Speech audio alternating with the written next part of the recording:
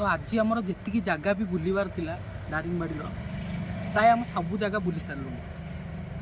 काली दिनटा भी अच्छी आम बुलू बट काली दिनटा आम फुलबाणी बुलू। आज दिनटा दारिंगबाड़ी थिला प्राय आम पाखापाखि सबू हिल पॉइंट कभर करूँ।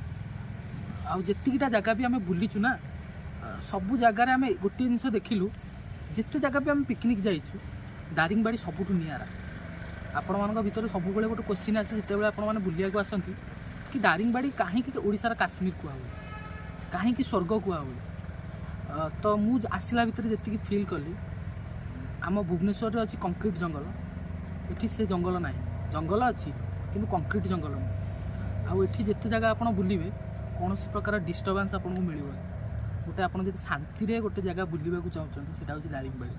सका बाहरिलु आठी आसिक पहुँचलु ये बर्तमान भोजी चलती जी जगह सब बाटर देखी देखी आसलु कवर करके आसलु सबू जगह प्राय पहाड़ था सेम जिनस पहाड़र गोटे जिनस देखिलु पहाड़ सतिक जमी बादल आसिक माड़ हो कुहुड़ा बोध सका आम आसलुनी सका एपर्यंत कुहुड़ा रही ठंडा पाग भी रही।